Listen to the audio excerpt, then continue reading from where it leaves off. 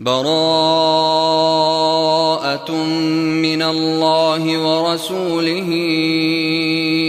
إلى الذين عاهدتم من المشركين فسيحوا في الأرض 4 أشهر واعلموا أنكم غير معجز الله وأن الله مخزي الكافرين. وأذان من الله ورسوله إلى الناس يوم الحج الأكبر أن الله بريء من المشركين ورسوله فإن تبتم فهو خير لكم وإن توليتم فاعلموا أنكم غير معجز الله وبشر الذين كفروا بعذاب أليم. إلا الذين عاهدتم من المشركين ثم لم ينقصوكم شيئا ولم يظاهروا عليكم أحدا فأتموا إليهم عهدهم إلى مدتهم إن الله يحب المتقين. فإذا انسلخ الأشهر الحرم فاقتلوا المشركين حيث وجدتموهم وخذوهم واحصروهم واقعدوا لهم كل مرصد فإن تابوا وأقاموا الصلاة وآتوا الزكاة فخلوا سبيلهم إن الله غفور رحيم. وإن أحد من المشركين استجارك فأجره حتى يسمع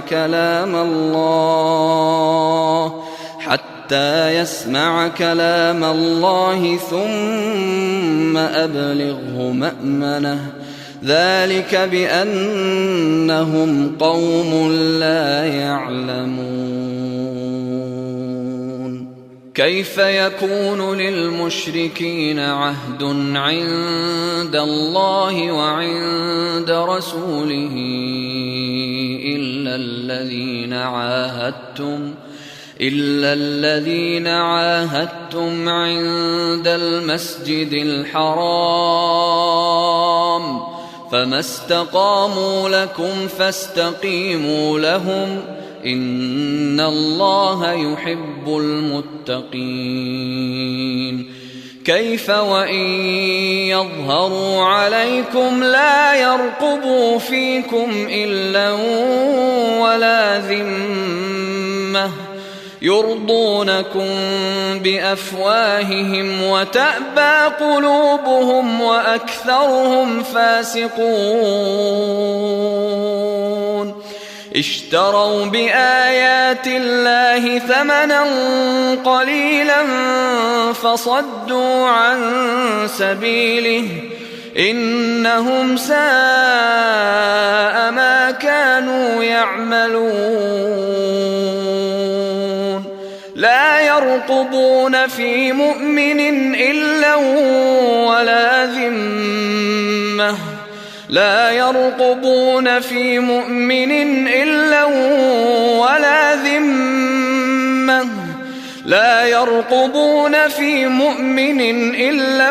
ولا ذمة وأولئك هم المعتدون. فإن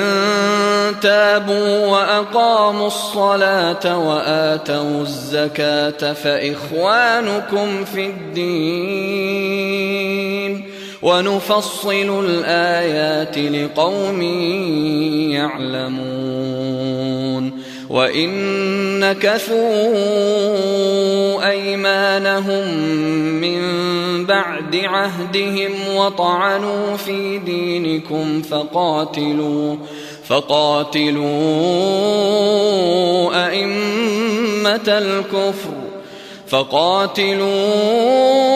أئمة الكفر إنهم لا أيمان لهم لعلهم ينتهون ألا تقاتلون قوما نكثوا أيمانهم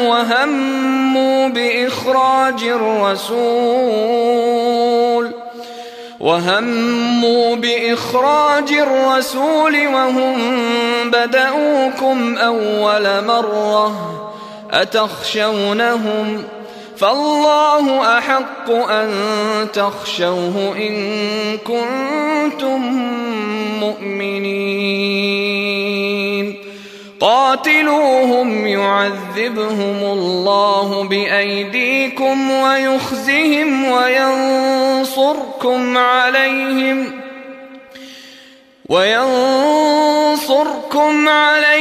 ويشف صدور قوم مؤمنين ويذهب غيظ قلوبهم ويتوب الله على من يشاء والله عليم حكيم أم حسبتم أن تتركوا ولما يعلم الله الذين جاهدوا منكم ولم يتخذوا من دون الله ولا رسوله ولا المؤمنين وليجة والله خبير بما تعملون ما كان للمشركين أن يعمروا مساجد الله شاهدين على أنفسهم بالكفر أولئك حبطت أعمالهم وفي النار هم خالدون إنما يعمر مساجد الله من آمن بالله واليوم الآخر وأقام الصلاة وآتى الزكاة ولم يخش إلا الله فعسى أولئك أن يكونوا من المهتدين أجعلتم سقاية الحاج وعمارة المسجد الحرام كمن آمن بالله واليوم الآخر وجاهد في سبيل الله لا يستوون عند الله والله لا يهدي القوم الظالمين الذين آمنوا وهاجروا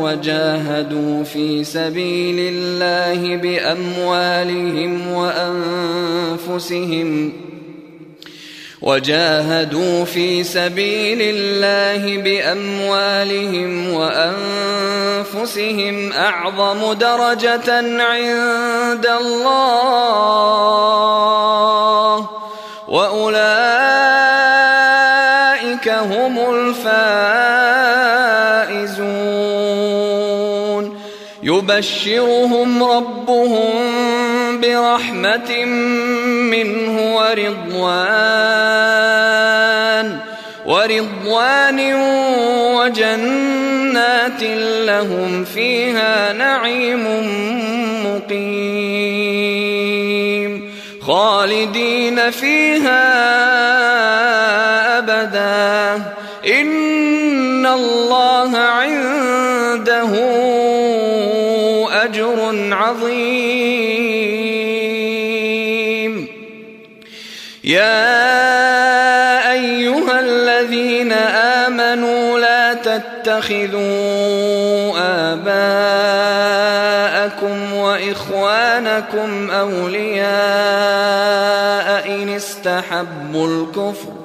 إن استحبوا الكفر على الإيمان ومن يتولهم منكم فأولئك هم الظالمون قل إن كان آباؤكم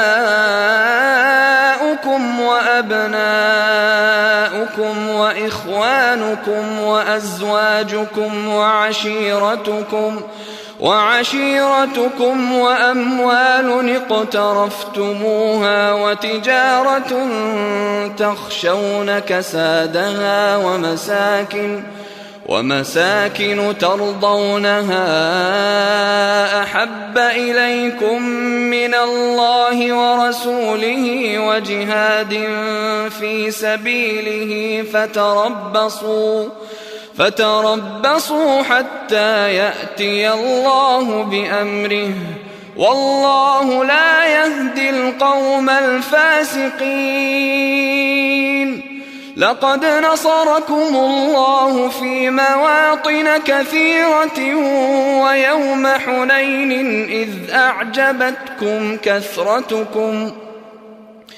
ويوم حنين إذ أعجبتكم كثرتكم فلم تغن عنكم شيئا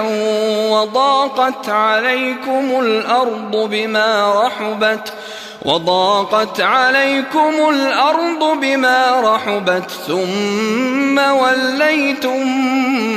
مدبرين ثم أنزل الله سكينته على رسوله وعلى المؤمنين وأنزل جنودا لم تروها وعذب الذين كفروا وذلك جزاء الكافرين ثم يتوب الله من بعد ذلك على من يشاء والله غفور رحيم يا أيها الذين آمنوا إنما المشركون نجس فلا يقربوا المسجد الحرام بعد عامهم هذا وإن خفتم عيلة فسوف يغنيكم الله من فضله إن شاء إن الله عليم حكيم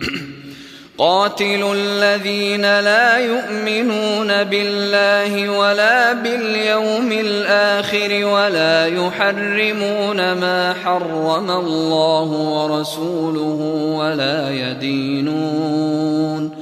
ولا يدينون دين الحق من الذين أوتوا الكتاب حتى يعطوا الجزية عن يد وهم صاغرون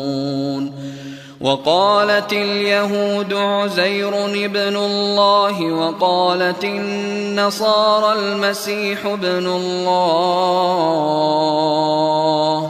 ذلك قولهم بأفواههم يضاهئون قول الذين كفروا من قبل قاتلهم الله أنى يؤفكون اتخذوا أحبارهم ورهبانهم أربابا من دون الله والمسيح ابن مريم وما أمروا إلا ليعبدوا إلها واحدا لا إله إلا هو سبحانه عما يشركون يريدون أن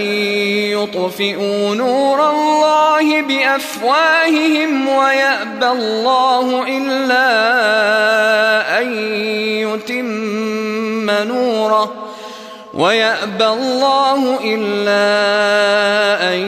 يتم نوره ولو كره الكافرون. هو الذي أرسل رسوله بالهدى ودين الحق ليظهره على الدين كله ولو كره المشركون. يا أيها الذين آمنوا إن كثيرا من الأحبار والرهبان ليأكلون أموال الناس بالباطل ويصدون عن سبيل الله.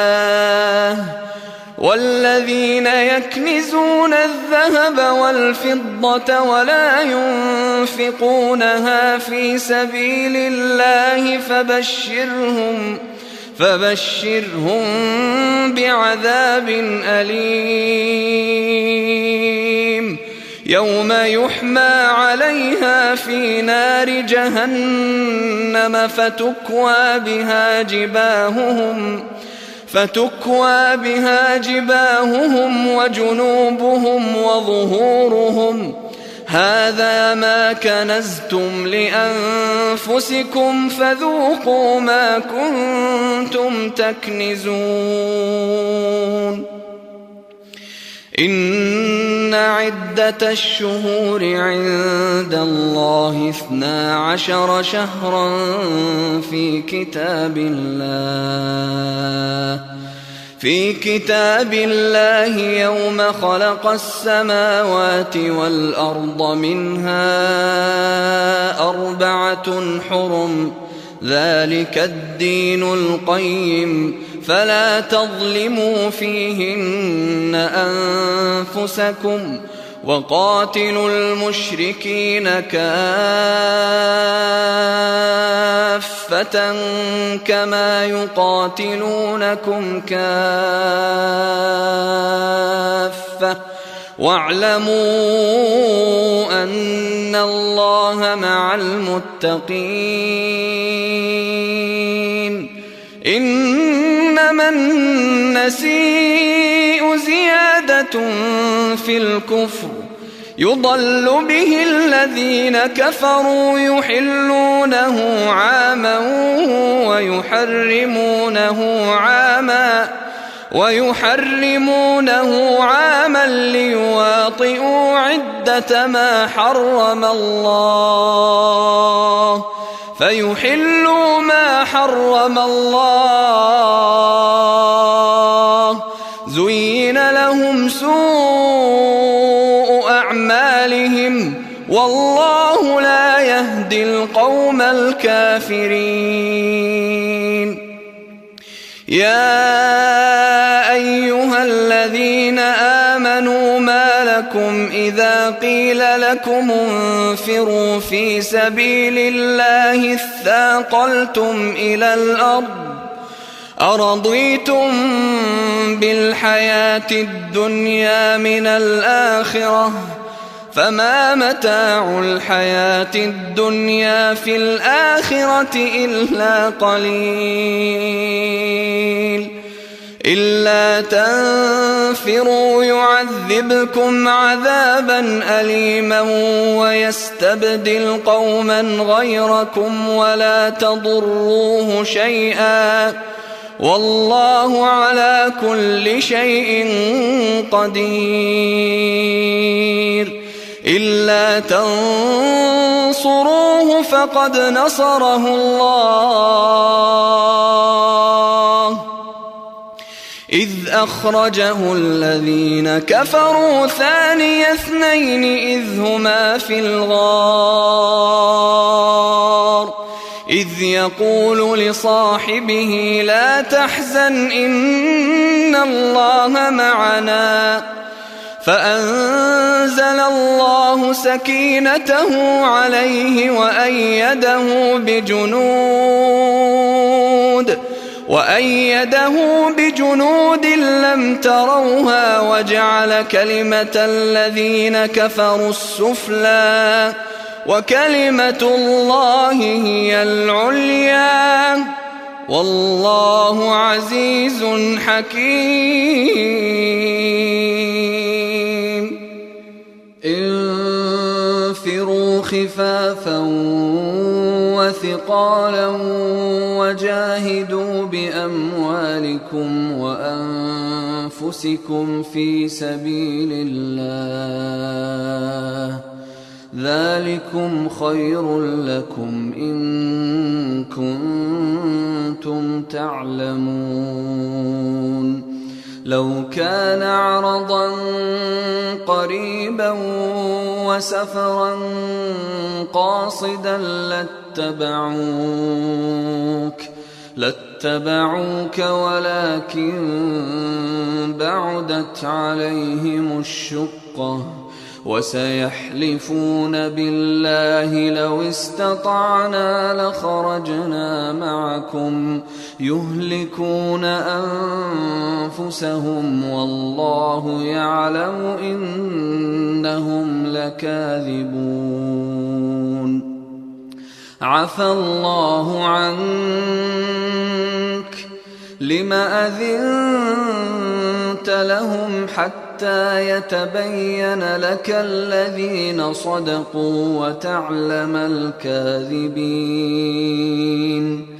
لا يستأذنك الذين يؤمنون بالله واليوم الآخر أن يجاهدوا بأموالهم وأنفسهم والله عليم بالمتقين. إنما يستأذنك الذين لا يؤمنون بالله واليوم الآخر وارتابت قلوبهم فهم في ريبهم يترددون.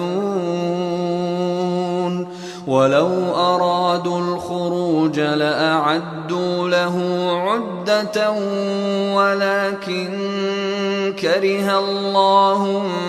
بعاثهم فثبطهم وقيل اقعدوا مع القاعدين. لو خرجوا فيكم ما زادوكم إلا خبالا ولأوضعوا خلالكم يبغونكم الفتنة وفيكم سماعون لهم والله عليم بالظالمين. لقد ابتغوا الفتنة من قبل وقلبوا لك الأمور حتى جاء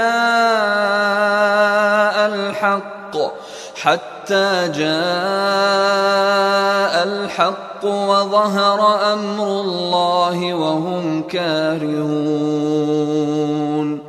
ومنهم من يقول ائذن لي ولا تفتني ألا في الفتنة سقطوا وإن جهنم لمحيطة بالكافرين. إن تصبك حسنة تسؤهم وإن تصبك مصيبة يقولوا قد أخذنا أمرنا من قبل ويتولوا وهم فرحون. قل لن يصيبنا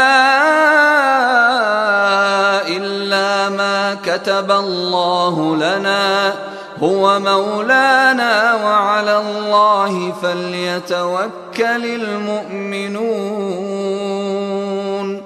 قل هل تربصون بنا إلا إحدى إحدى الحسنيين ونحن نتربص بكم أن يصيبكم الله بعذاب من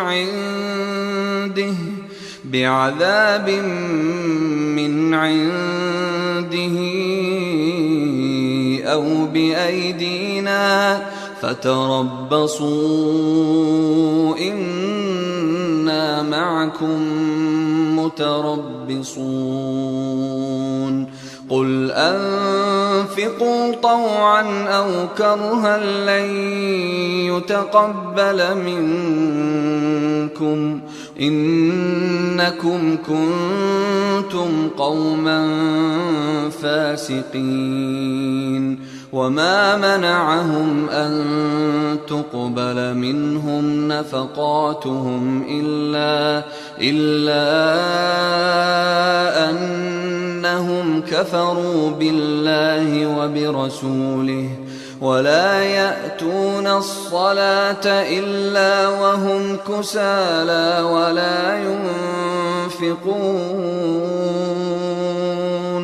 ولا ينفقون إلا وهم كارهون فلا تعجبك أموالهم ولا أولادهم إنما يريد الله ليعذبهم بها في الحياة الدنيا وتزهق أنفسهم وهم كافرون ويحلفون بالله إنهم لمنكم وما هم منكم ولكنهم قوم يفرقون لو يجدون ملجأ أو مغارات أو مدخلا لولوا إليه وهم يجمحون ومنهم من يلمزك في الصدقات فإن أعطوا منها رضوا وإن لم يعطوا منها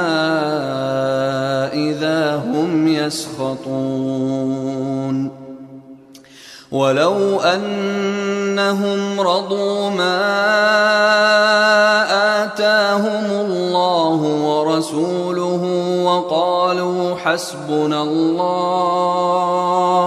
وقالوا حسبنا الله سيؤتينا الله من فضله ورسوله إنا إلى الله راغبون إنما الصدقات للفقراء والمساكين والعاملين عليها والمؤلفة قلوبهم وفي الرقاب والغارمين وفي سبيل الله وابن السبيل فريضة من الله والله عليم حكيم ومنهم الذين يؤذون النبي ويقولون هو أذن قل أذن خير لكم يؤمن بالله ويؤمن للمؤمنين ورحمة للذين آمنوا منكم والذين يؤذون رسول الله لهم عذاب أليم يحلفون بالله لكم ليرضوكم والله ورسوله أحق أن يرضوه إن كانوا مؤمنين ألم يعلموا أنه من يحادد الله ورسوله ورسوله فأن له نار جهنم خالدا فيها ذلك الخزي العظيم. يحذر المنافقون أن تنزل عليهم سورة تنبئهم بما في قلوبهم قل استهزئوا إن الله مخرج ما تحذرون. ولئن سألتهم ليقولن إنما كنا نخوض ونلعب قل أبالله وآياته ورسوله كنتم تستهزئون لا تعتذروا قد كفرتم بعد إيمانكم إن نعف عن طائفة منكم نعذب طائفة بأنهم كانوا مجرمين. المنافقون والمنافقات بعضهم من بعض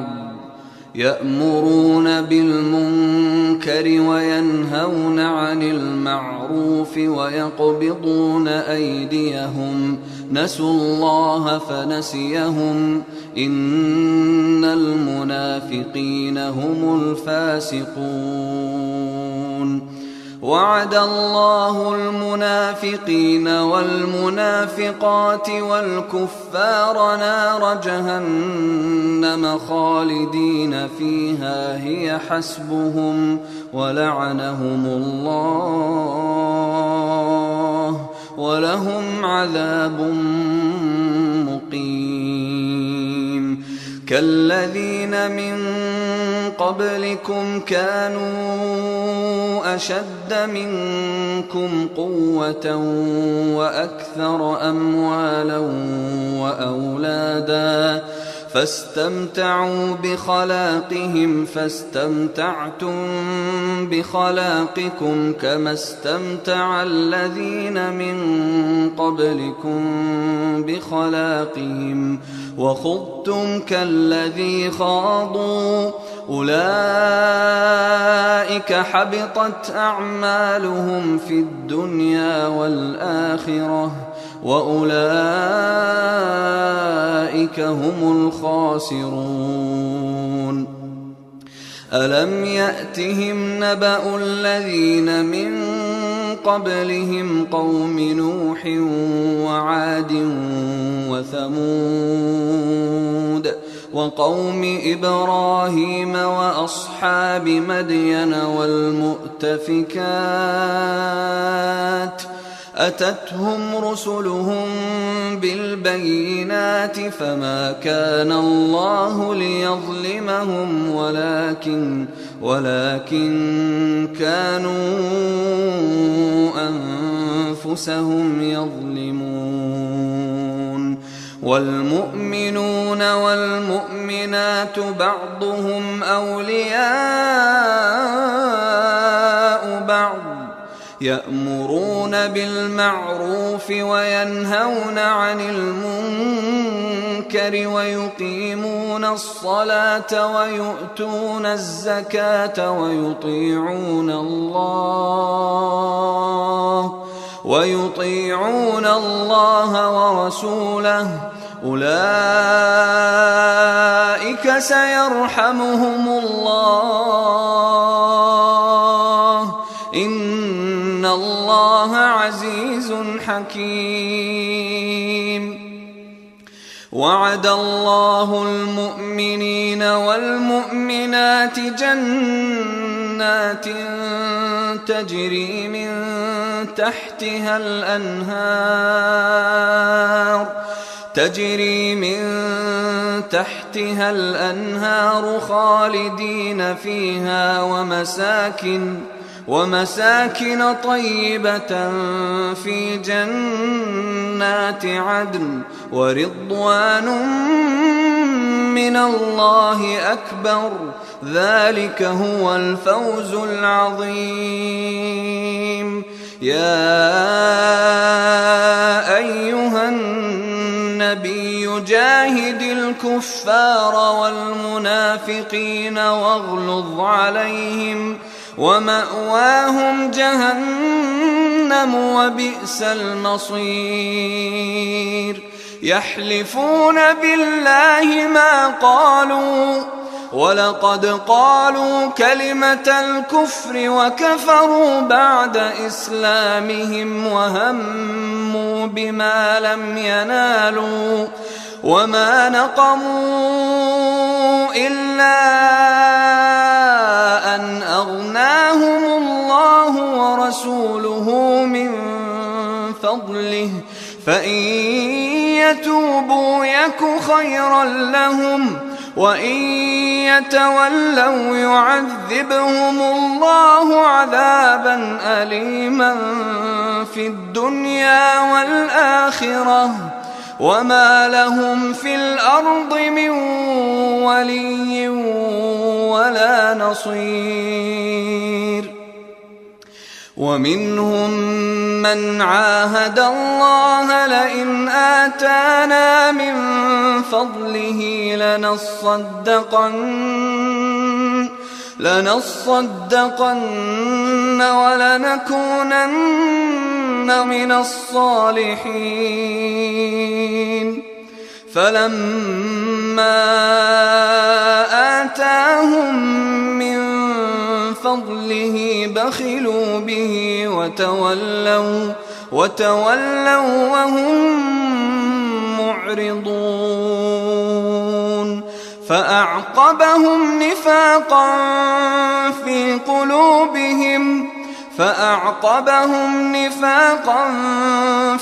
قلوبهم إلى يوم يلقونه بما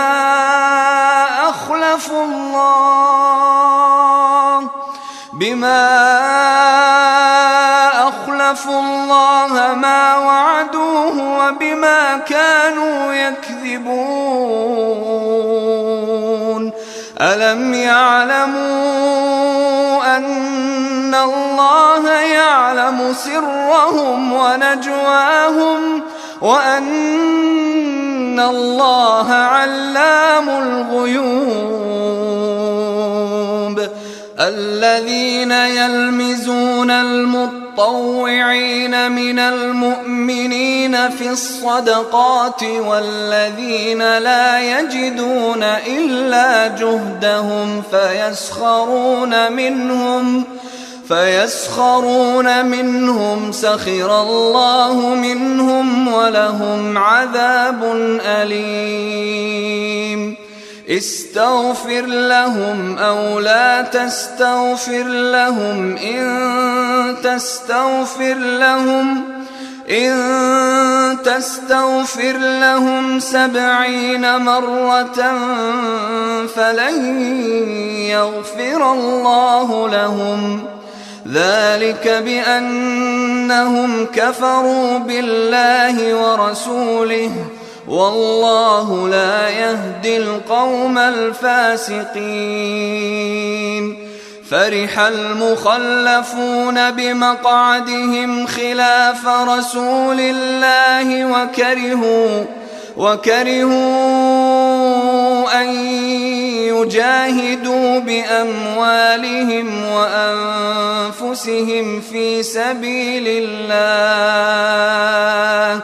وقالوا لا تنفروا في الحر قل نار جهنم أشد حرا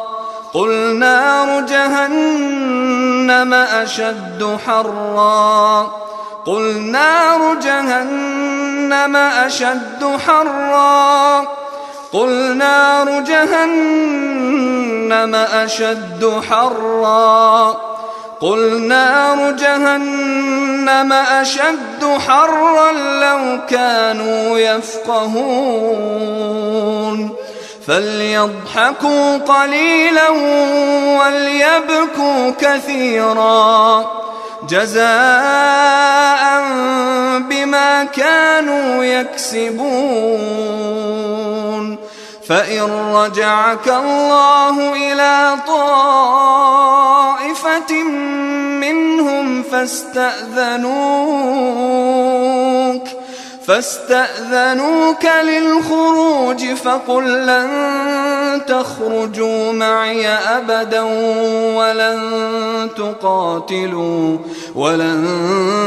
تقاتلوا معي عدوا إنكم رضيتم بالقعود أول مرة فاقعدوا مع الخالفين ولا تصل على أحد منهم مات أبدا ولا تصل على أحد منهم مات أبدا ولا تقم على قبره إنهم كفروا بالله ورسوله وماتوا وهم فاسقون ولا تعجبك أموالهم وأولادهم إنما يريد الله أن يعذبهم بها في الدنيا وتزهق أنفسهم وهم كافرون وإذا أنزلت سورة أن آمنوا بالله وجاهدوا مع رسوله استأذنك أولو الطول منهم وقالوا ذرنا نكن مع القاعدين رضوا بأن يكونوا مع الخوالف وطبع على قلوبهم فهم لا يفقهون لكن الرسول والذين آمنوا معه جاهدوا بأموالهم وأنفسهم وأولئك لهم الخيرات وأولئك هم المفلحون أعد الله لهم جنات تجري من تحتها الأنهار خالدين فيها ذلك الفوز العظيم وجاء المعذرون من الأعراب ليؤذن لهم وقعد الذين كذبوا الله ورسوله سيصيب الذين كفروا منهم عذاب أليم ليس على الضعفاء ولا على المرضى ولا على الذين لا يجدون ما ينفقون حرج إذا نصحوا لله ورسوله ما على المحسنين من سبيل والله غفور رحيم ولا على الذين إذا ما أتوك لتحملهم قلت لا أجد ما أحملكم عليه تولوا وأعينهم تفيض من الدمع حزنا ألا يجدوا ما ينفقون إنما السبيل على الذين يستأذنونك وهم أغنياء رضوا بأن يكونوا مع الخوالف وطبع الله على قلوبهم فهم لا يعلمون يعتذرون إليكم إذا رجعتم إليهم قل لا تعتذروا لن نؤمن لكم قد نبأنا الله من أخباركم وسيرى الله عملكم ورسوله ثم تردون إلى عالم الغيب والشهادة فينبئكم بما كنتم تعملون سيحلفون بالله لكم إذا انقلبتم إليهم لتعرضوا عنهم فأعرضوا عنهم إنهم رجس ومأواهم جهنم جزاء بما كانوا يكسبون يحلفون لكم لترضوا عنهم فإن ترضوا عنهم فإن الله لا يرضى عن القوم الفاسقين الأعراب أشد كفرا ونفاقا وأجدر ألا يعلموا حدود ما أنزل الله على رسوله والله عليم حكيم ومن الأعراب من يتخذ ما ينفق مغرما ويتربص بكم الدوائر عليهم دائرة السوء والله سميع عليم ومن الأعراب من يؤمن بالله واليوم الآخر ويتخذ ما ينفق قربات عند الله وصلوات الرسول ألا إنها قربة لهم سيدخلهم الله في رحمته إن الله غفور رحيم والسابقون الأولون من المهاجرين والأنصار والذين اتبعوهم بإحسان رضي الله عنهم ورضوا عنه وأعد لهم جنات تجري تحتها الأنهار خالدين فيها أبدا ذلك الفوز العظيم وممن حولكم من الأعراب منافقون ومن أهل المدينة مردوا على النفاق لا تعلمهم نحن نعلمهم سنعذبهم مرتين ثم يردون إلى عذاب عظيم وآخرون اعترفوا بذنوبهم خلطوا عملا صالحا وآخر سيئا عسى الله أن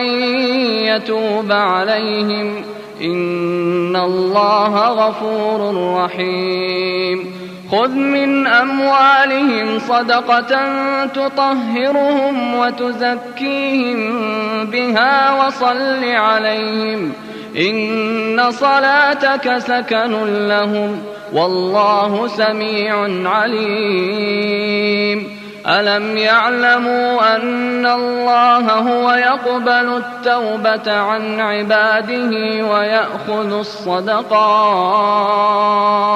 وأن الله هو التواب الرحيم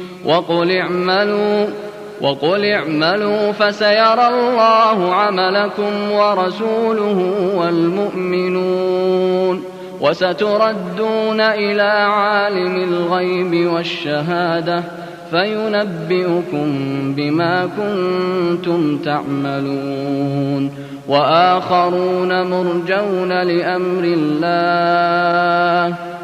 إما يعذبهم وإما يتوب عليهم والله عليم حكيم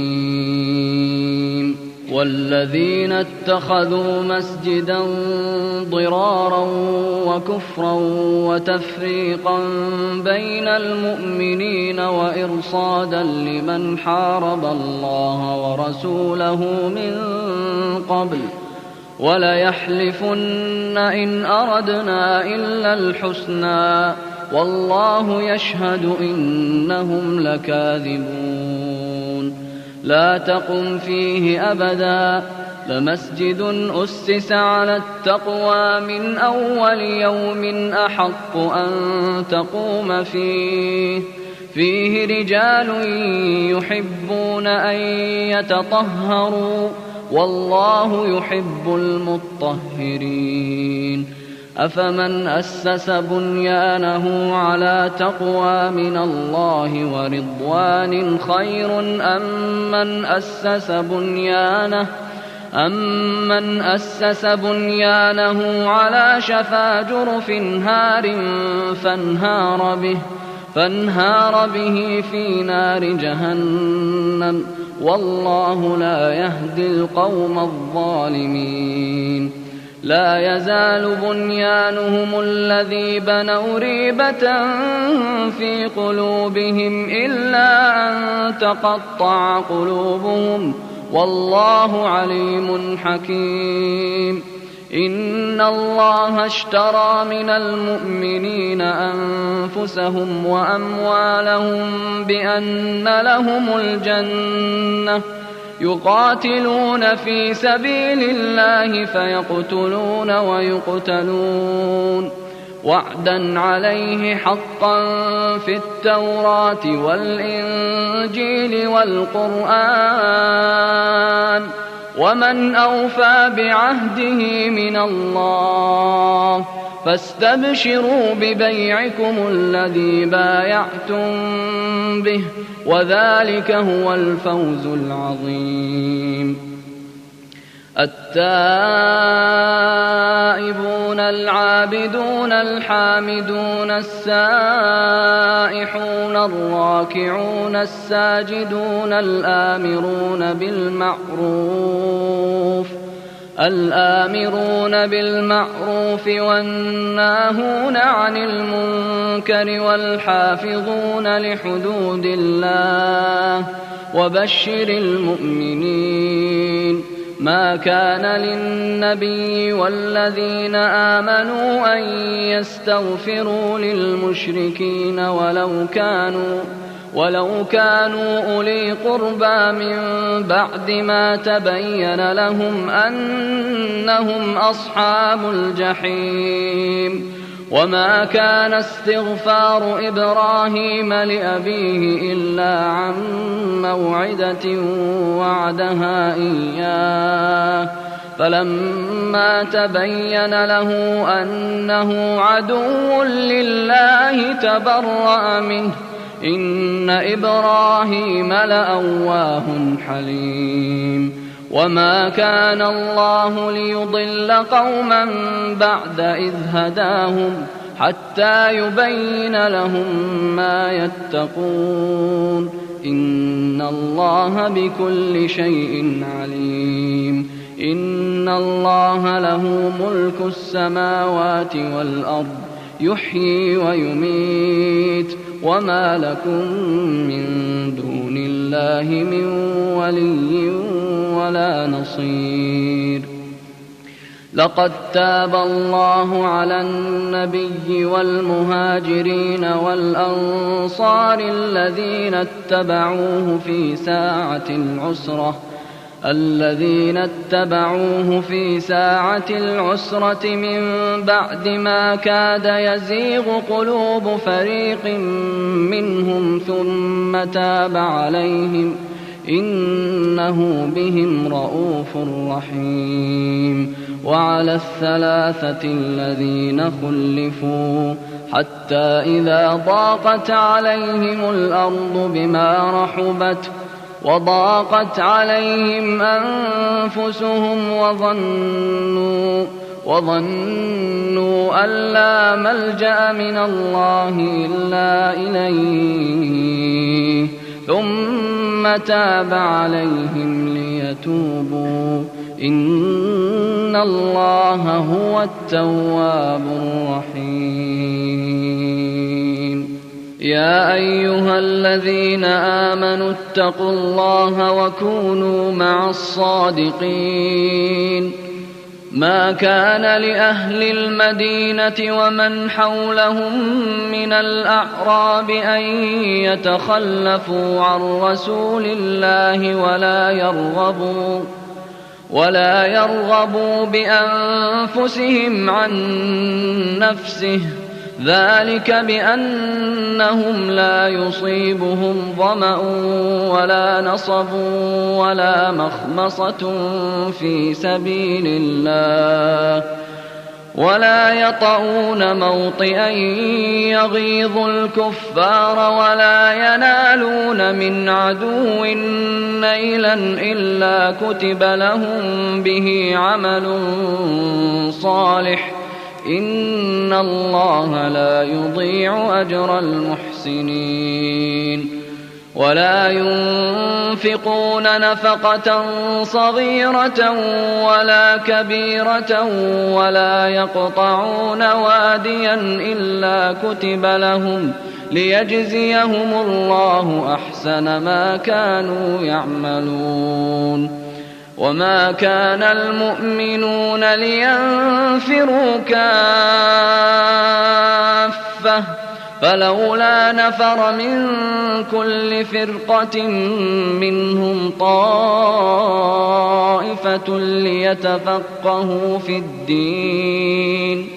ليتفقهوا في الدين ولينذروا قومهم إذا رجعوا إليهم لعلهم يحذرون.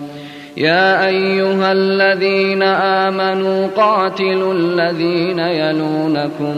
من الكفار وليجدوا فيكم غلظة، واعلموا أن الله مع المتقين. وإذا ما أنزلت سورة فمنهم من يقول أيكم زادته هذه إيمانا، فأما الذين آمنوا فزادتهم إيمانا وهم يستبشرون، وأما الذين في قلوبهم مرض فزادتهم رجسا إلى رجسهم وماتوا وهم كافرون. أولا يرون أنهم يفتنون في كل عام مرة أو مرتين ثم لا يتوبون ولا هم يذكرون. وإذا ما أنزلت سورة نظر بعضهم إلى بعض هل يراكم من أحد ثم انصرفوا، صرف الله قلوبهم بأنهم قوم لا يفقهون. لقد جاءكم رسول من أنفسكم عزيز عليه ما عنتم حريص عليكم بالمؤمنين رؤوف رحيم. فإن تولوا فقل حسبي الله لا إله إلا هو عليه توكلت وهو رب العرش العظيم.